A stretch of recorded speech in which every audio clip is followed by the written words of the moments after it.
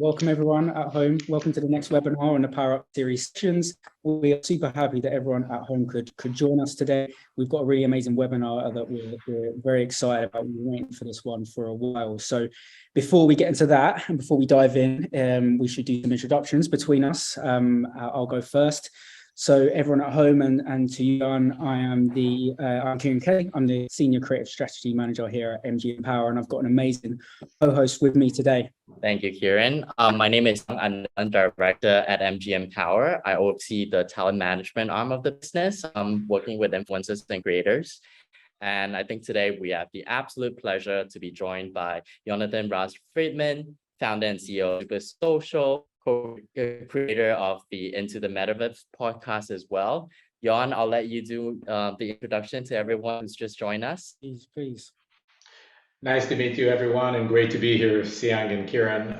Really pleasure. Thanks for inviting me. As Siang said, I'm Jan. I'm founder and CEO of Super Social. We're a metaverse company that develops, publishes, and operates really cutting-edge and groundbreaking games, experiences, and brand worlds in platforms like Roblox and other emerging platforms. And we really work closely with the most ambitious brands in helping them establish their presence in these emerging platforms and really kind of navigate through what it means to be in the metaverse, what type of experiences could matter to their audiences. And then we also have a division that builds our own kind of original IP. And then alongside that, as Siang mentioned, I'm the creator of Into the Metaverse, where our mission really is to become the lead destination to learn about the metaverse. And so for having me. Everyone, please follow Jan on Into the Metaverse podcast. Gotta plug it in right there. Definitely. We've got to get the plugs in. Always. Yeah, no, that's really, we're really pleased to have you. We really are. It's great to have you here and hear your opinions on some of the things we're going to be talking about today. So I think with that, I guess this for you, Jan, might be, you've probably heard all about this, of course. It's your area, it's your field. But for everyone back home, I think let's start on what's behind Web 3.0, right? And I think with that said, we need to start really at the birthplace of the web, which was Web 1.0. And this was effectively a way in which information was transmitted and consumed in its most basic form. And then from that, we were introduced into Web 2.0, which was a platform essentially that was there for us to create, share, reproduce, and alter content that we produce as consumers and as brands. This current generation of the internet is currently what we're in, or potentially, arguably, Web 2.5. And that has really defined the way that us and organizations and brands could communicate and collaborate with each other and really give us that ability to emotionally connect, have these immersive experiences, which is super exciting. And when this was introduced from Web 1 into Web 2, that saw us see web apps, which was very exciting. Of course, they're very much intrinsic to our society today. And of course, the ability to self-publish, and then definitely platforms and social media sites. And something that a passion of mine, the rise of influencers, thanks to the ability to self-publish. Exactly. No, that's super important, right? That's really important. We've seen the importance of that being such a key part of Web 2.0, and I think that's why we're also excited about creators, influencers, brands, etc., all diving into this new way of the internet. And I think with that said, we're now shifting into Web 3.0. And this is essentially a really exciting version of the web in which the world aspires for a blockchain-enabled Web3, where the centralized servers that we're so used to today they're obsolete, right? And the data is controlled by really the entity that it belongs to, and that is us, right? The user. And that's very, very exciting. And as we sort of evolve into this new world and this new way of the web, right? What that's going to entail is, of course, decentralization, right? That's absolutely key. The blockchain, you all know what the blockchain is at this point. But then also, we're looking at AR and the metaverse, which we've all spoken about, we all know, but the way that we look at AR as it is now is going to be a whole different world of immersive experiences. And that's again another exciting thing that we could look at. But lastly, what it will entail is, of course, avatars, which is exactly why we're here today, right? So as we look at how we're shifting, right, our avatars really leading the way, or partly leading the way as we transition into Web 3.0. And in my opinion, I feel they are. I feel like they've got a really big say in that, in leading the way. And I think the reason why is because as consumers, I think if you think back, we've been exposed to avatars as such as long as I can remember, even if we didn't really I think go that way we back. was, Yeah. I was going to mention Farmville, but like that's way too far back. But my first introduction to avatars in a really immersive way was, for me, it had to be Xbox Live, right? I'm going back 12 years now, but essentially that was a customizable avatar that was in a virtual world that you dressed up, customized, and it represented you. And I think when you look at that, this is where there is that significant untapped market out there for these brands to really embrace this space and this, of course, new digital economy that is the D2A market. We're already seeing, and we'll touch on this shortly, Jan, with you, is, we're seeing brands, we're seeing designers, we're seeing celebrities and creators all actively shifting now into this space. And I think we've got some great examples of brands that are doing it. And I know, Jan, you're already doing it yourself here. But what's interesting, I think, for me, is that really in the space at the moment is these luxury brands. When you look at brands like Gucci, Balenciaga, and Fendi, they've all actually rolled out various sort of clothing, digital clothing collections for gaming avatars.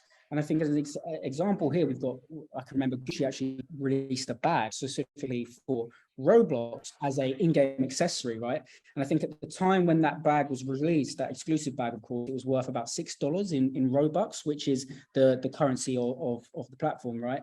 And that then item, this is the digital item we're talking now, was then resold for over $4,000, which is incredible. And I think that then equated to over 350,000 Robux. So it's gone from $6 in Robux to 350,000.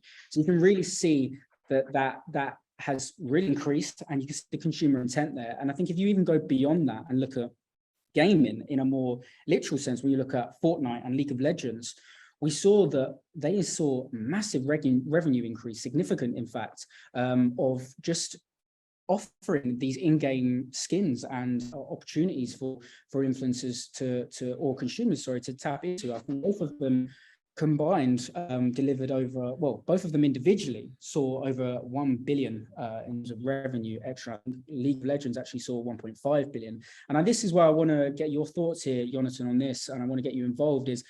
I've spoken about a couple of brands here, right? I've mentioned Gucci and some gaming brands there, but in your opinion, what are some notable brands out there at the moment that are really successfully tapping into this D2A market? And then a follow-up question from these, what can we learn as creatives and as marketeers listening today? Well, I think we're at a very early stage of the emergence of sort of the metaverse as a phenomenon. I think just to kind of set the stage, in my worldview, the metaverse is really about the transition of the internet from 2D to 3D. And what that means is it means that we're moving to a 3D internet where there's going to be hyper social virtual spaces that are operating at large scale. And so, imagine what it's like when you interact as an avatar in an environment with, dozens and thousands and potentially even millions of more avatars around you, which are essentially digital manifestation of real humans, and interacting like that in a virtual space. And also ultimately through these avatars, we are able to express ourselves in new ways, creatively express ourselves in new ways. And I think that's sort of at the core of this evolution and the emergence of the metaverse is that notion that we are moving to something that is more immersive, where you are embedded in these virtual worlds, something that is kind of hyper social, where there's going to be large scale environments that you can socialize, interact, play, do things together with many, many more people in a way that's never been done before. And then lastly, places where that are highly expressive through your avatar. And all of these technologies are really, really, really early on, even though some of the technologies that are powering that are fundamentally game engines, for example, have been in the works for really the last couple of decades, and in some cases 3 decades. And so we're still at the early stages. And I think what we're seeing now, we're seeing sort of certain level of experiments. I think most brands are still shying away and trying to figure out what exactly this means for them. What is exactly the notion of having my personality as a person in real life manifested as a 3D avatar in these, hyper social, immersive, highly expressive virtual environments. And I think we're seeing some experiments from companies like Christian Dior and Balenciaga and Fendi, as you've mentioned, and so really across fashion and beauty, especially in those categories.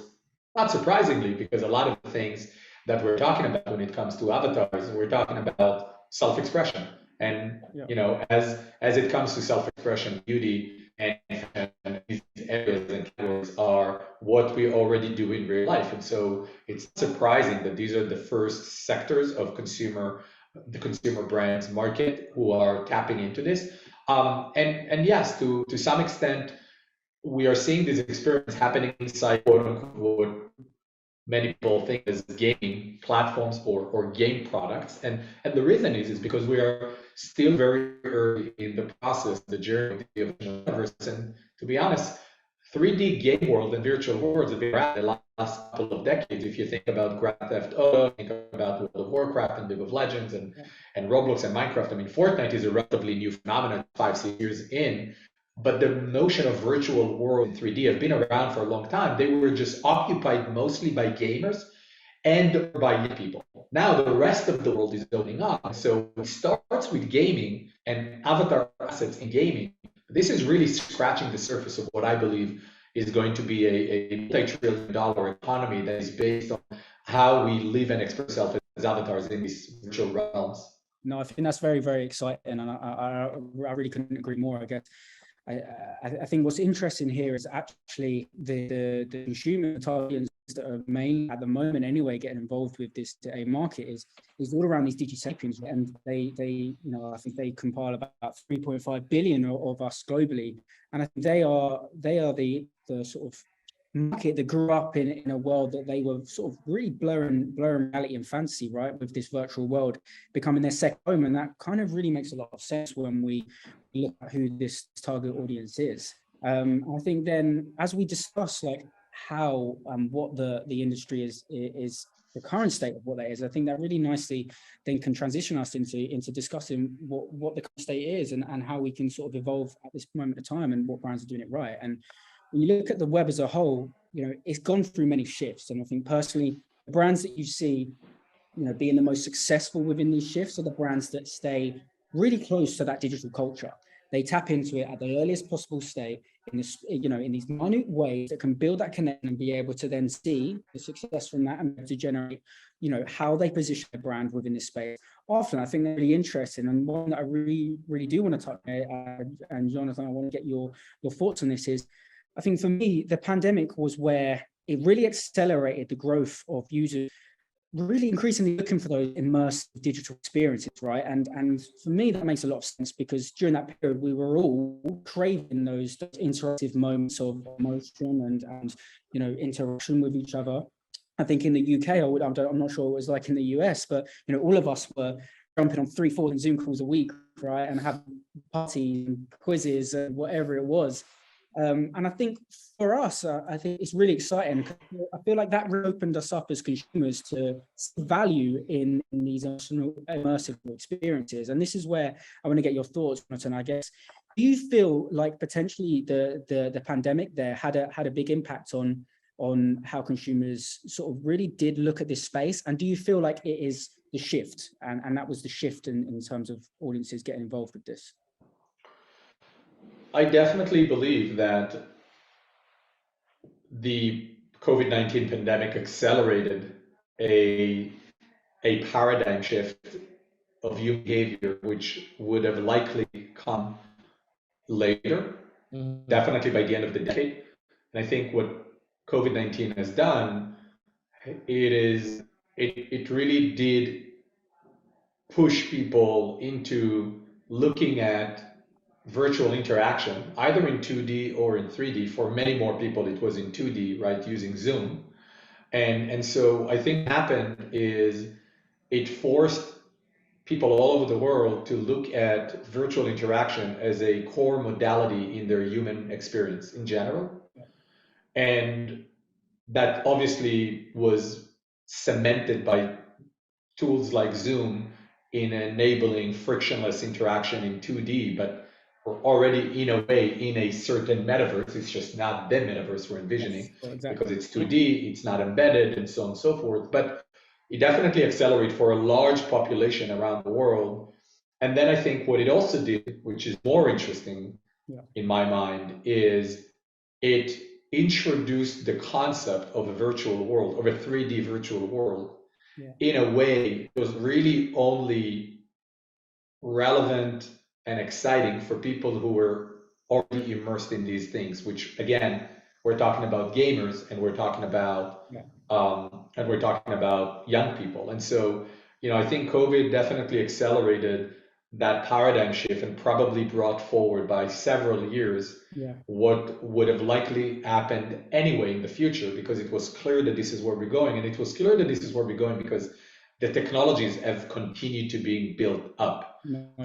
It's not that suddenly like Epic Games built the Unreal Engine and made it accessible, right? It's not like NVIDIA. So we are talking about fundamentally companies that are anywhere between 15 to 30 years who are at the forefront of this trend of the metaverse and avatar economy and building avatars. And we're talking about companies that are worth each in the billions of dollars. So we were already going there, but then COVID really accelerated the human understanding and most of the world's understanding that this is what needs to happen. And then lastly, I think the thing that really clicked, turned on the light for millions of people that this is happening is Facebook changing their name to Meta. And not because Meta is necessarily going to be the market or category leader.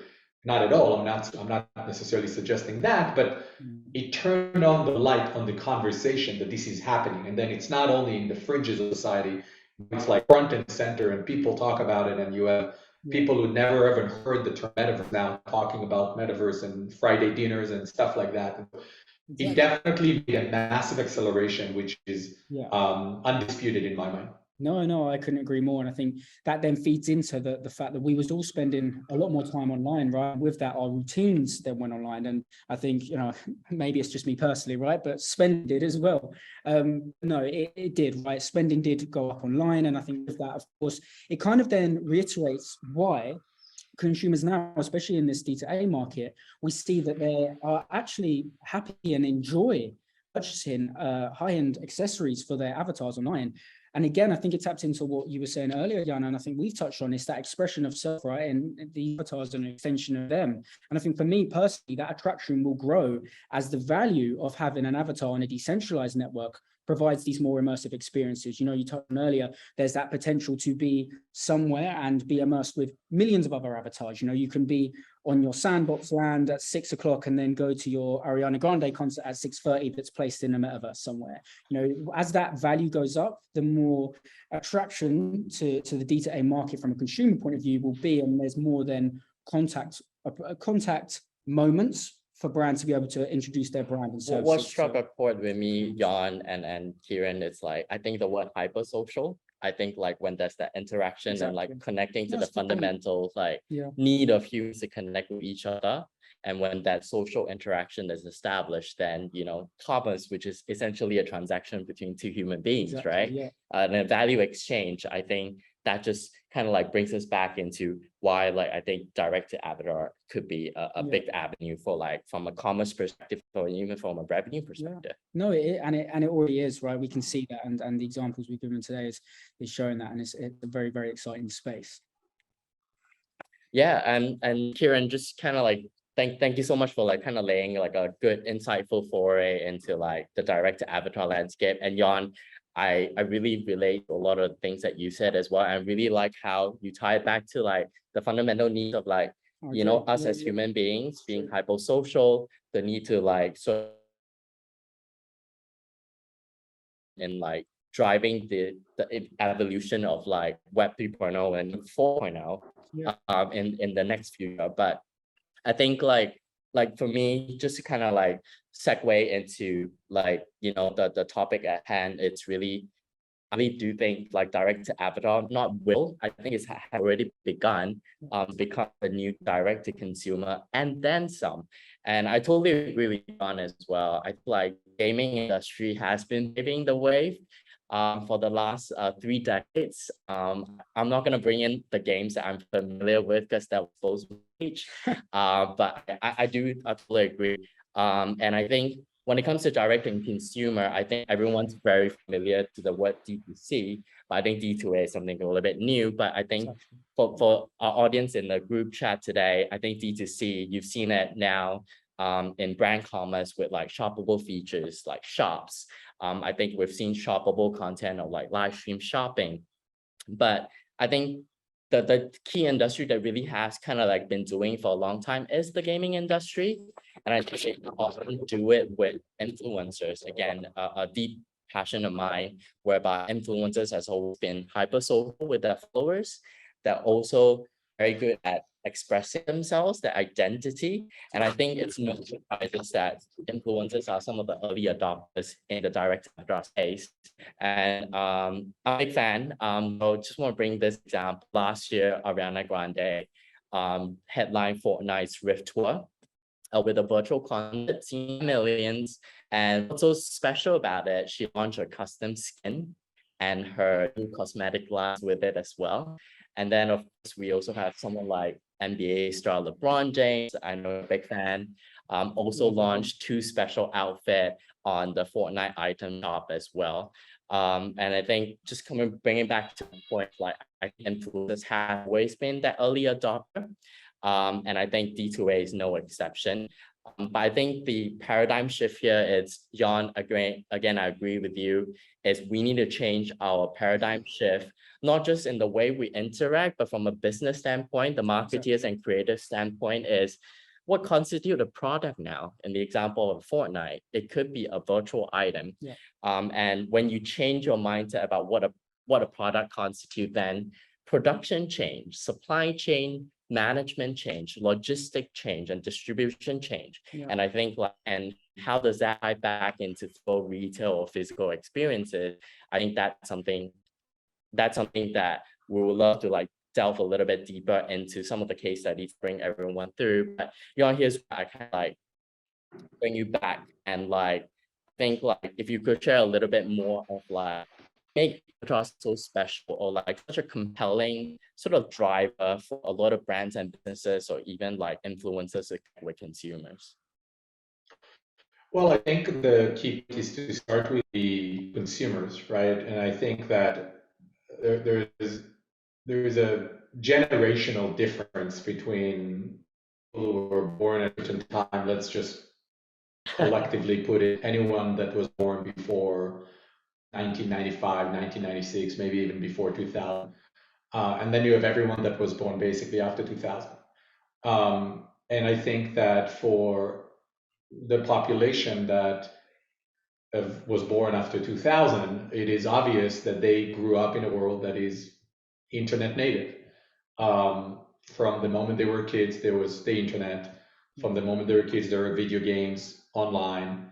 From the moment they were kids, later on, very soon, we had YouTube, iPhone, Facebook, Instagram, Snapchat, later on TikTok, alongside those 3D experiences.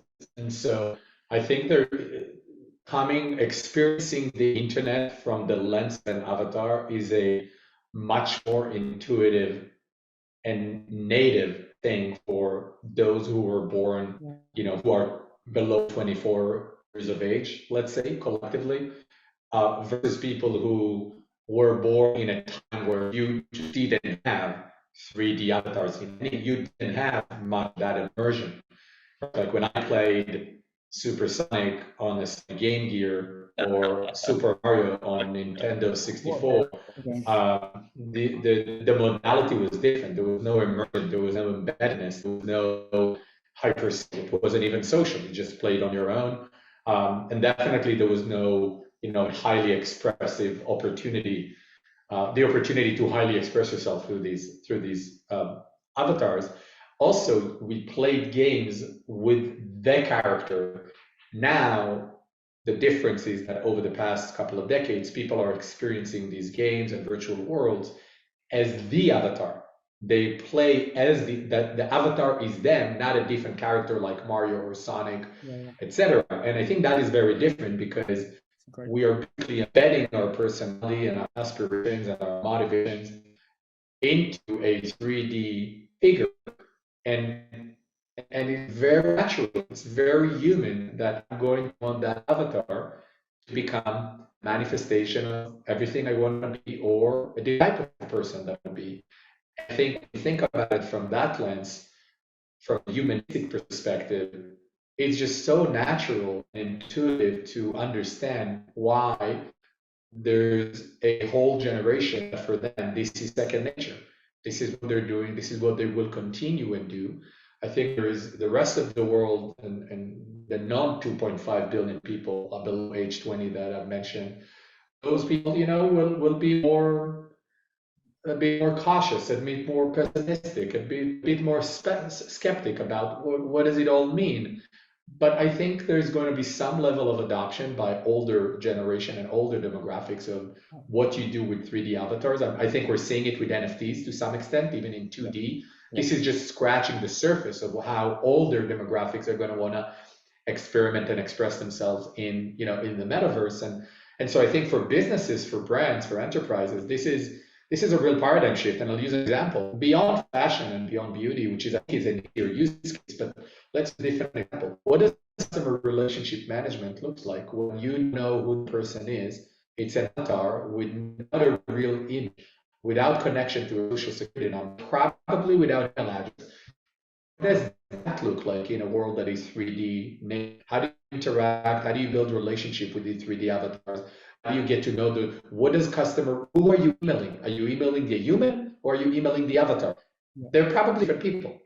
And the reason is because in the metaverse, we're going to be able to be when we want. By the way, we may not even be just one.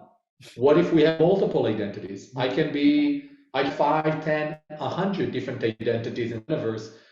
Each of them is a person in and themselves, and I choose to customize each of them according to a certain topic or according to a certain action. Maybe I go to a concert with avatar number 1. Maybe I go to play games with my friends with avatar number 2, and maybe I want to have this secretive identity that goes around and explore the world, the virtual worlds, and so on and so forth. And how does that later on connect to our real life identity? Which avatar identity you do connect to your real life? Is it all of them? Is it one of them? Is it none? Are you really going to create differentiation? All of those things are going to happen.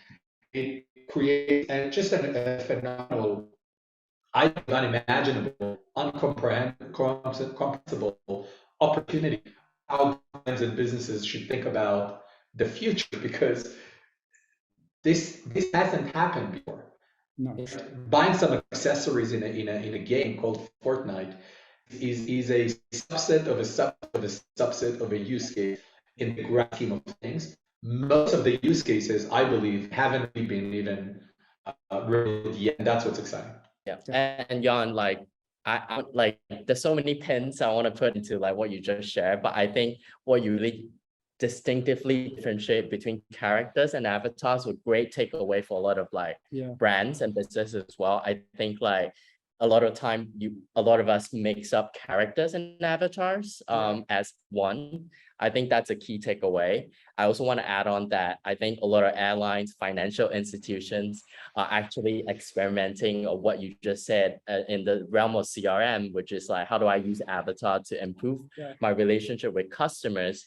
But I kind of want to bring back into the beauty and luxury space, and because I think they've been driving a lot of the sort of innovation, and I think this is something that's very dear to your heart, which is the NARS ColorOS activation on Roblox.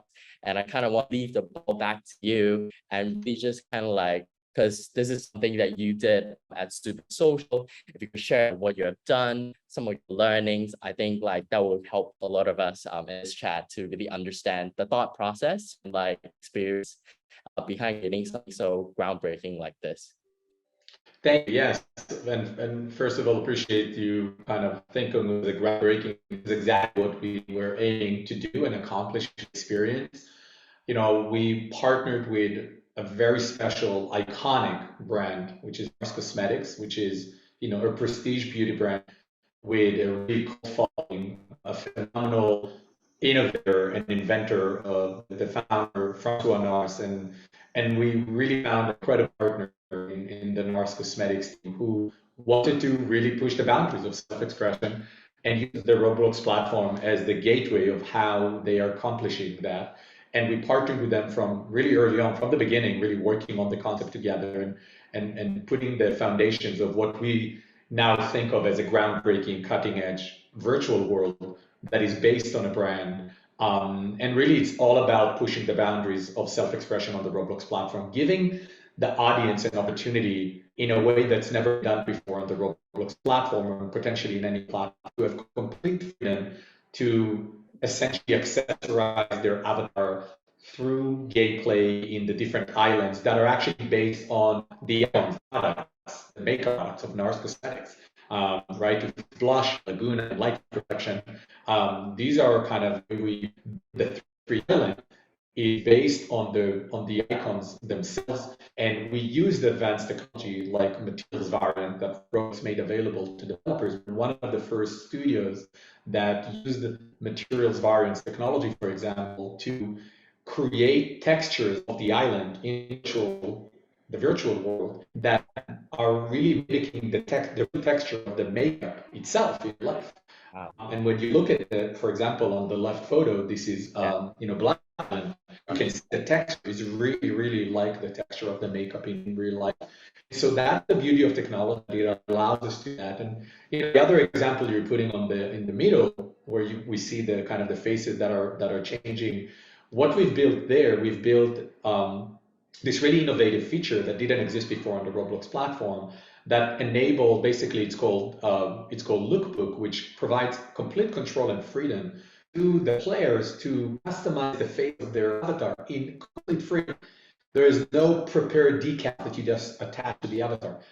There is essentially a lookbook that you can really choose which aspect of your face you're going to make on and it's all based on the real colors of the NARS products. And so that's a big innovation, and we've seen just incredible thing. Millions of instances of players and users, customizing their faces is in a way that was just phenomenal. Then seeing those faces coming up live on Twitter, people comparing their kind of avatar face with their real face using NARS cosmetic product, and that self-expression, that liberating users to use their avatars to self-express beauty products and beauty brands. That was really the intention.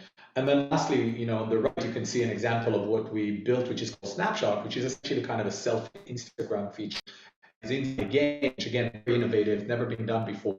That really allows the players to take a selfie and in the background and do what we love to do in real life. And so I love sometimes I love that sometimes it's great to do things that we know has already worked in other modalities of the internet. But I think there is opportunities like Lookbook and what we've done that is completely innovative, provides incredible level of freedom and control of the users. And we've seen phenomenal numbers that I can't share publicly, but we've seen phenomenal numbers of older graphics, even people above 18 are really playing experience and are becoming big fans of what we've done. And that's the type of thing that at Super Social we do as a sort of groundbreaking studio, develops, produces, publishes, and operates these iconic experiences, always pushing the boundaries because I think this is now frontier and we want to pave the way of what an avatar you can experience in the virtual world and how as a brand you can really take advantage of technologies to build experiences that will reimagine the role of your brand in the metaverse. No, I think it's incredible, right? And the common theme here is expression. It's always about expression. And I think one thing that how much tech evolves and how much consumers are embedded in this new web, right? One thing is emotion.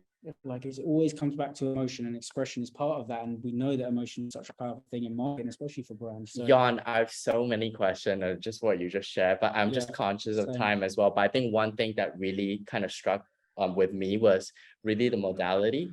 I think I just want to kind of like share quickly on like something that Gucci has done with the garden experience in Florence. So they had a 2-week art installation back in Florence, and really what they did was they recreated that virtual experiences whereby I think consumers can just walk into the exhibition virtually. You literally on Roblox and you shed your avatar, and then like you can actually interact with the exhibition as if you're in there, but then in the different order that you experience it, you come out like just like it symbolizes like us as like blank canvases coming into this world, very artsy, very artistic. But I think it's a great way to kind of use the virtual world and virtual experience in a different way, whereby you interact with different rooms and then like you absorb these sort of different fragments. You come out as this one of a kind, one among many unique individuals. And I think it brings back down to the modality between brand and consumers. And I want to like kind of fast track this because I think something controversial whenever we speak about the metaverse, people do talk about is physical experience or the physical retail space, even in a common sense.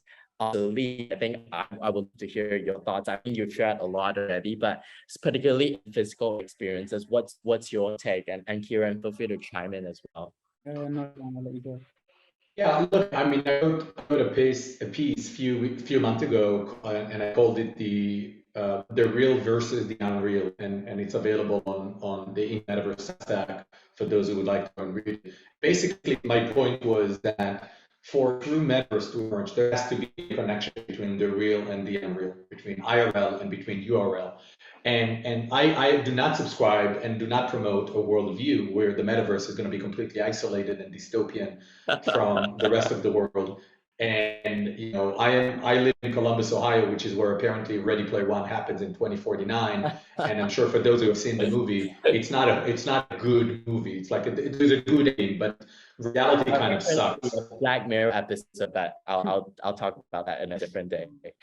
Reality sucks, and it's very dystopian. And so I don't subscribe to that worldview. I subscribe to the worldview that virtual world and the metaverse should not be a form of escapism from real life. It should be a form of extension and expansion of our identities and our experiences, but also a way that feed back to real life. And so I think it's just a matter of time. And part of what I'm excited about over the next few years is really starting to creatively merge those two worlds together. So when we build a Roblox experience with an iconic brand, could be in any sector really, like how can we immerse and evolve that experience to also touch people in physical space, and what would these experiences look like, and how the overall customer journey, user journey is created and designed.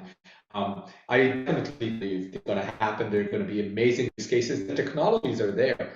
VR, AR, much more relevant for that extent, but also touch surfaces. And the reality is, and this is something I think is important to highlight, the metaverse is not a device. The metaverse is not going to have one single gateway into it.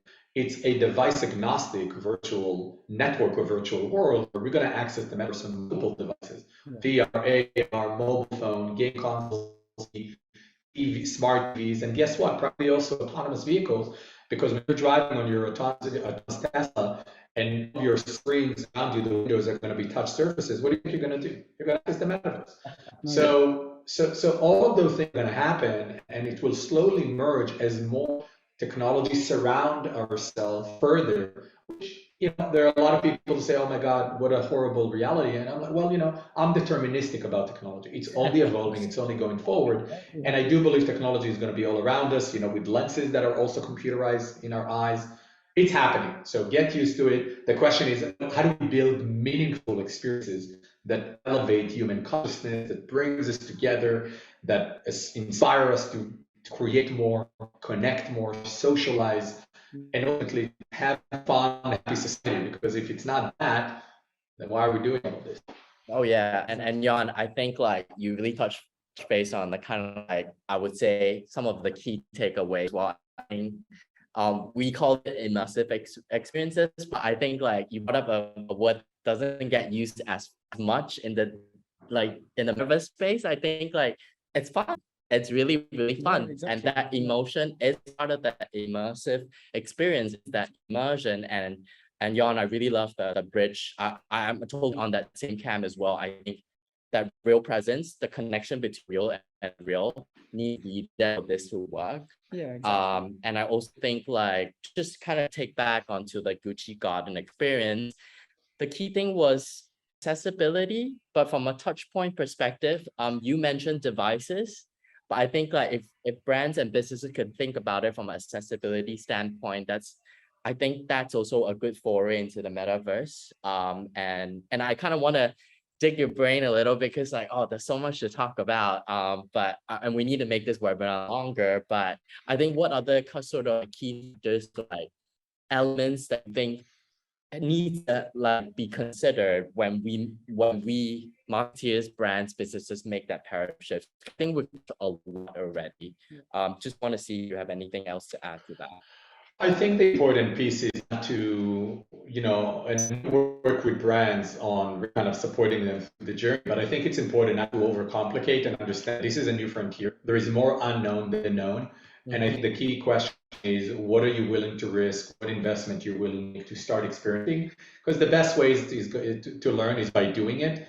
And you'll probably make a bunch of mistakes as a brand, but you really need to get in and try things out in the level of investment that is comfortable for you, that will not make you fired as chief marketing officer. But if it works well, it can really help you elevate your career to helping to shape the future of your company and your brand. But no, I'm joking. I'm serious. This is a new frontier. It's a bit scary. It's a bit confusing. A lot of brands will try to figure out iPads, iPhone, Snapchat, TikTok, and now there's like, oh my God, there's this completely new modality, 3D, avatars, NFTs, Web3. It's like a lot of confusion. There's a lot of confusion. People mixing a lot metaverse, Web3.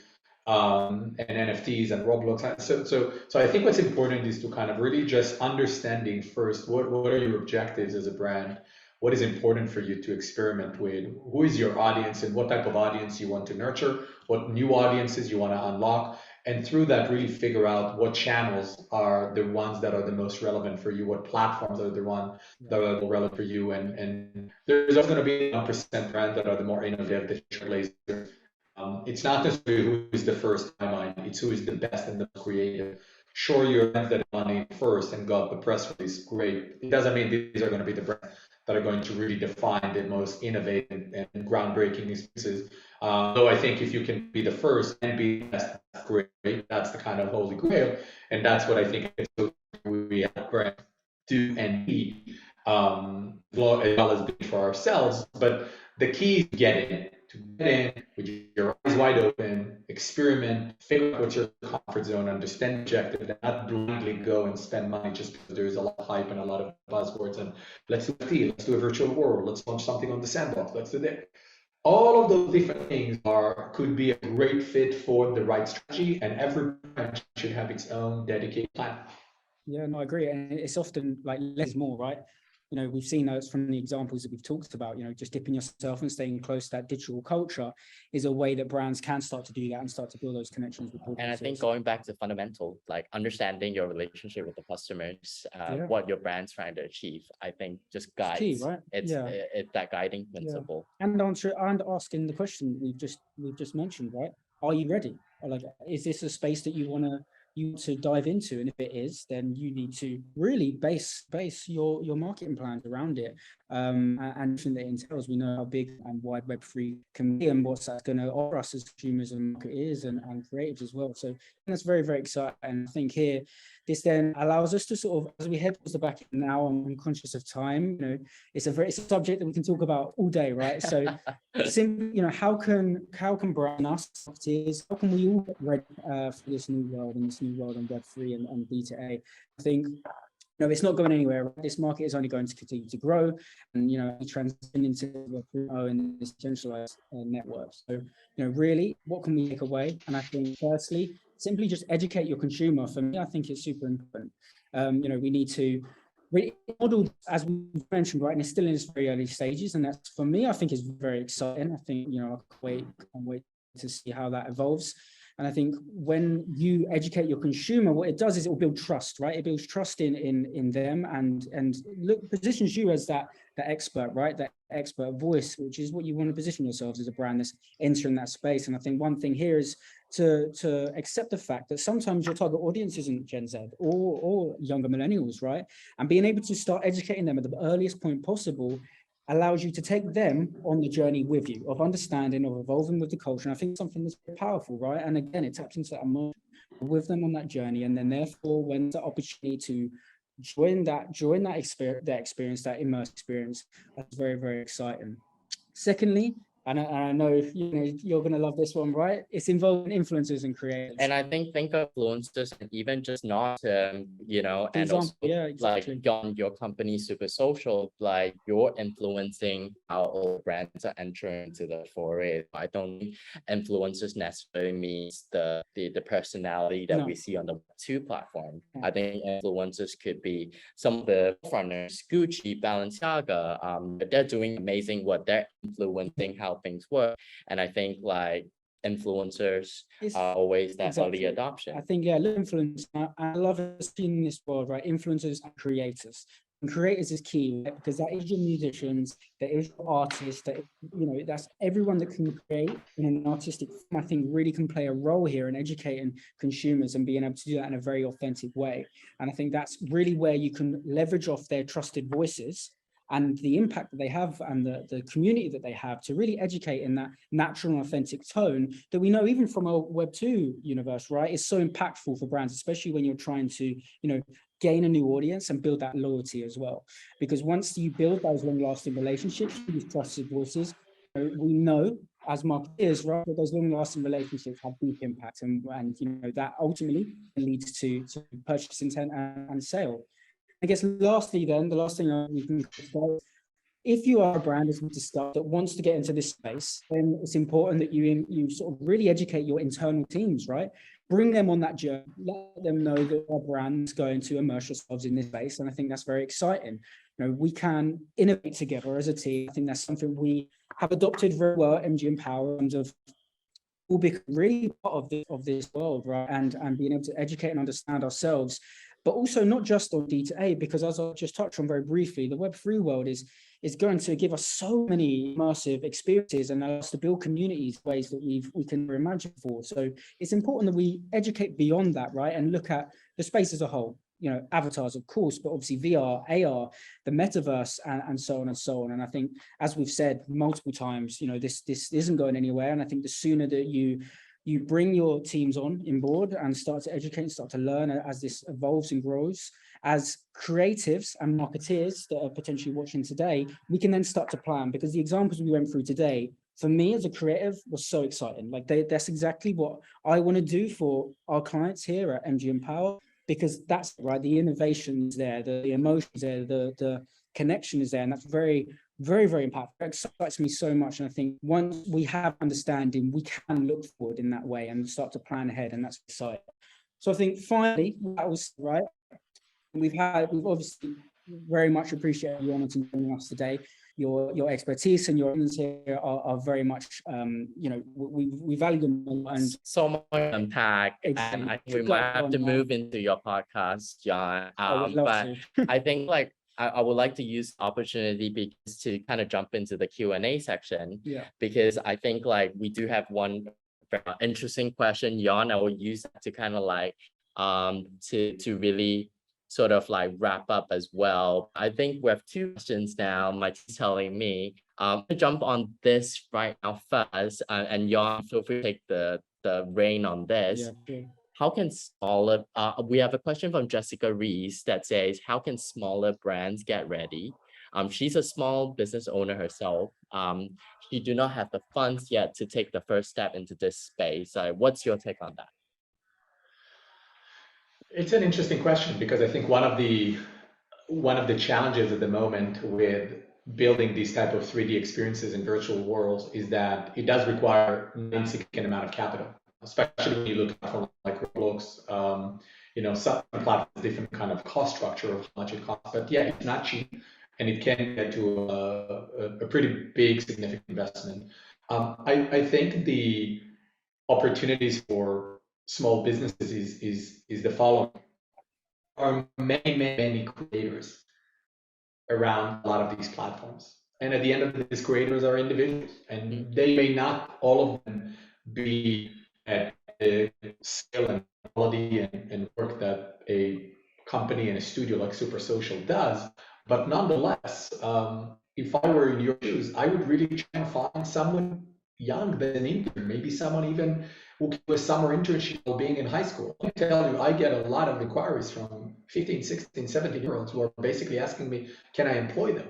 And so this is a new generation of creators who are born and raised on these platforms, and they're all over the world. They're not in a particular geography. Roblox now has users in 200 countries. Yeah. Some of their fastest growing geographies are emerging economies, places like Philippines and Thailand and Indonesia and Brazil and Russia and Mexico. So these creators are all over the world, and there are millions of them. And I think as a small business owner in your shoes, I would find someone, I would chase, I would headhunt, I would find those young people who are willing to come and do an internship and help you figure out and learn, experiment in your budget. Because experimenting with something is better than nothing. Because you're not going to get to the big project if you can't do it small. And I'm sure as a small business owner, you know that. Got it, yeah. And I've got another question to kind of round it off, and like guys, feel free to chime in. We have a question from Reese here. And I think it's an interesting one. With my Jaggers Minutes team, like please forgive us, but I think it's important to address. I think it appears to me that this is a question for Reese. It appears to me that the major stumbling block to the adoption and acceleration of like direct avatar commerce are the issues surrounding digital ownership and the absence of interoperability across platform, which I might disagree on that, but we'll chime in that. Would you agree, Kieran, Jan, that until there is a definitive solution to the ephemerability of digital products within asynchronous platforms, that the growth of the D2A market is severely limited? Guys, chime in. No, I think my answer is no. I don't think it's going to be severely limited. I think we live in a reality at the moment where we do have individual standalone proto metaverse platforms, Roblox, Fort Create, Minecraft, and there's going to be more. And I think that do I believe that interoperability of our assets and digital ownership will unlock a greater total addressable market and faster expansion of the direct to avatar market? 100%. I totally think it will increase. This is why Tim Sweeney is trying to fight Apple, because he wants to enable he wants to unlock who owns the platforms. Do I think it's going to make a huge difference and increase the size of the market, increase opportunities, increase accessibility to many more people? 100%. I think it will take time, may not ever happen. That's the big dream of the first analyst, is that there is full interoperability. We're just jumping around between all of these networks of virtual worlds. We just recently a Metaverse Standards Forum established with many of the biggest companies in the space participating. We're members with Super Social. So this is the end goal, but I don't think this is going to interrupt or severely limit the possibilities of direct to avatar market, because it's already happening. It may not be as big as it could be if it's interoperable, but this is happening. The investments are there. This is where users are. And at the end of the day, consumers will dictate where we're at. And that leads to interoperability. But even now that, I think we're already in billions of spend every year now in virtual assets and digital items. The question of a digital ownership and how do we enable a user-owned platform, I think that's the big Web3 question, which is TBD. We don't know yet. The dominant platform of today are still not Web3. The companies own the platform, and I think it's going to take time as we evolve. But I think a user-owned internet is going to be a parameter, is a must have to enable metaverse. I don't. Okay. And I think, like Jan, I agree with you. I think the technical challenges will always be overcome. I like, especially you brought in like a geographical and political sort of like challenges. I think the more interesting discussion will probably be on the non-technical interoperability. I think that will be a lot more interesting and a lot to like unpack. But I think that kind of brings us to a close, and I feel like we need several sessions. We need to make this into a series. Jan, thank you so much for the insightful sharing. And Kieran, you got anything to add? No, I just, thank you guys, everyone at home for watching today. This webinar has been very, very insightful, I think, for all of us, and we very much enjoyed you guys joining you and having you sort of indulge yourself in this conversation with us. And again, Jan, thank you so much for joining. It's been great, and we'll see you soon, I'm very sure. Thank you for having me. Thank you, guys. All right. Thank you, everyone, for joining us. Bye.